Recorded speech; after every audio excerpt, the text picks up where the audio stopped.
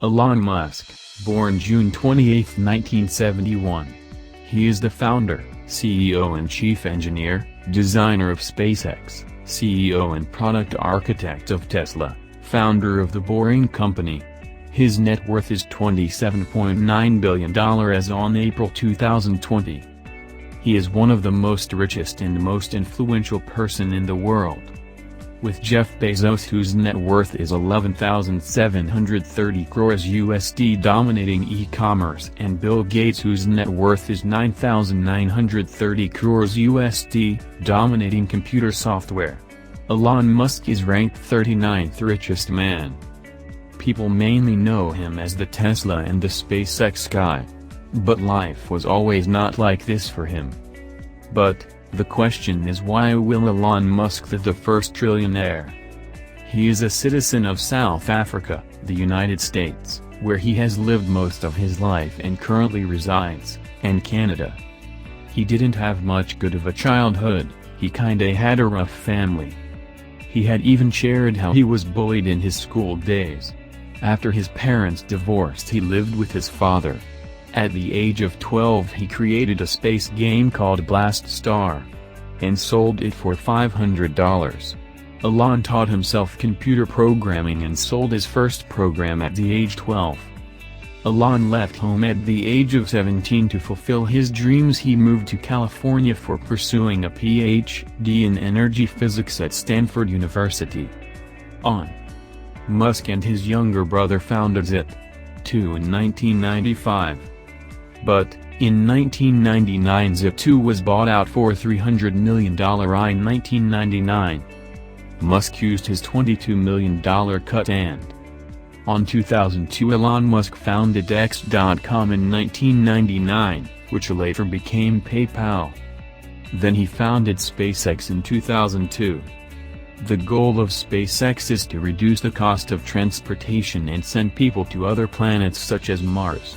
Then he invested in Tesla Motors in 2003. He did not completely founded the company, but he is considered the co-founder and CEO of Tesla.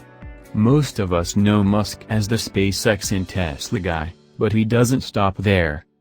He is also the founder of The Boring Company. This company's motto is to reduce car congestion on road and build tunnel underground. He is also the CEO of Neuralink, which is developing brain-computer interfaces. Owning so many companies doesn't mean that he has been always successful. Okay, so you're CEO of 2 companies, you're chairman of Solar City. Talk about time management. How on earth do you do this? Well, do you get any sleep?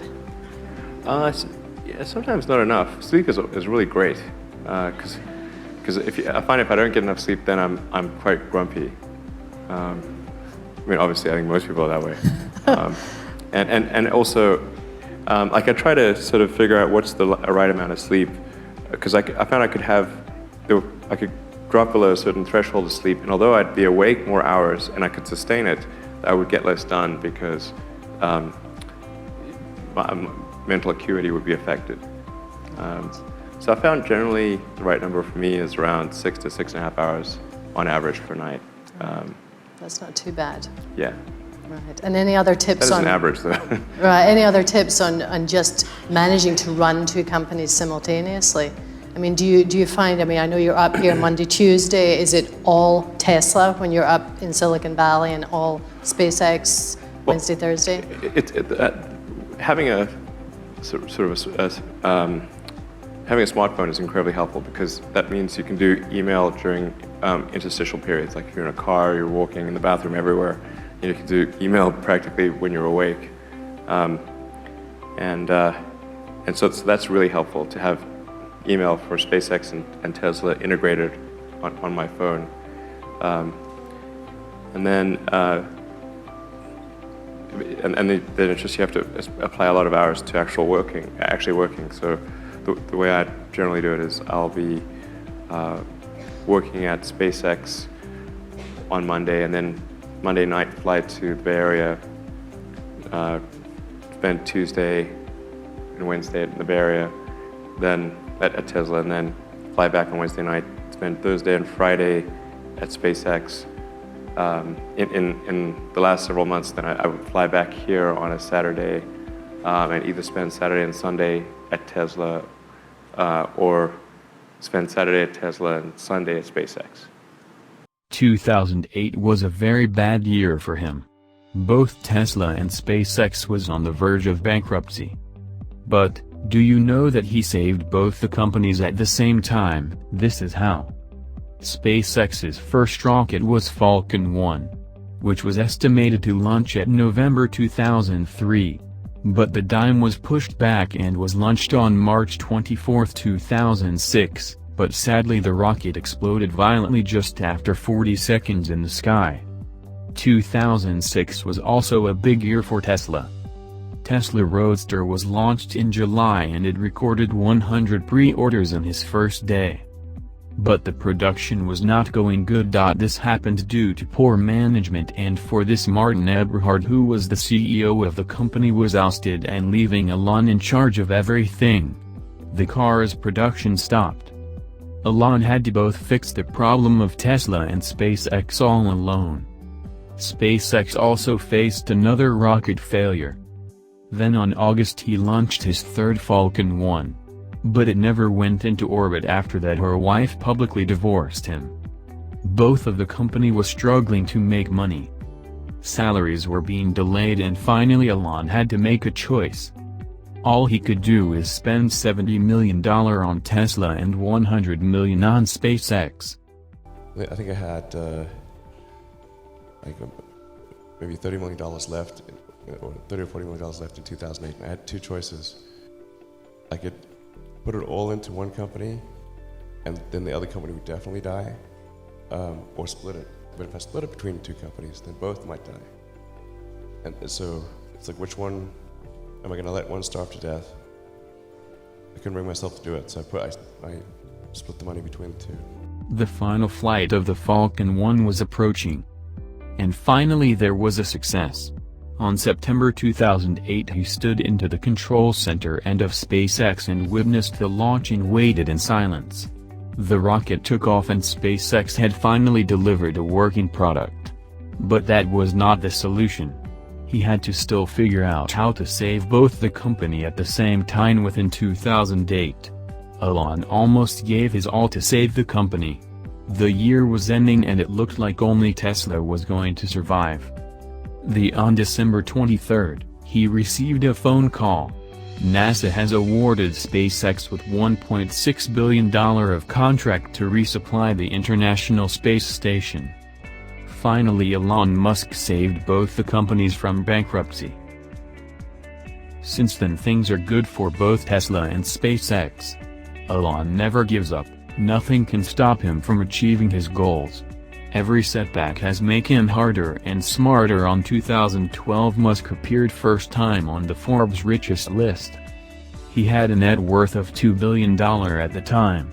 He owns $70 million of residential property. In total he has 5 residential properties. He bought the submarine car from the 1997 movie James Bond, The Spy Who Loved Me, for almost $1 million. He also has an old-school Ford Model T and a Jaguar-type Roadster. $1 million McLaren F1. But he accidentally crashed it. Like any other billionaire he also donates a lot of money. On 2012 he and his brother founded the Musk Foundation and has donated $257 million to the organization. Do you know that Elon Musk also funds schools? Known as Ad Astra at his SpaceX company's headquarters in Hawthorne. It's a non-profit organization school. On 2015 Musk told the media that regular schools were doing any good in terms of education, and he could do better if he made his own school. At his school Ad Astra there are no grade system and children could ignore subjects that they are not interested in. With little under 40 students, Musk pays for their tuition, food, and has given Mac laptop to each one of the students. We don't know what will happen in future, but he is trying to revolutionize school and everything else on this planet. Now let's talk money. If SpaceX became a $200 billion company, Elon's stake will become $100 million. And now, If Tesla became a $300 billion, that will be $60 billion for him. Now there are even more companies like the Boring Company and the Neuralink Company. With all these taken into account, Elon Musk the richest person in the world. But in the end it is not about money for him. He once tweeted that making a space company was a dumb idea. If it was for money he could just do another internet company. The goal of this was to inspire you and make you believe again, just as people believed in the Apollo era, that anything's possible. Thanks for watching, and don't forget to like and subscribe to escape the ordinary and comment what you'd like to see next.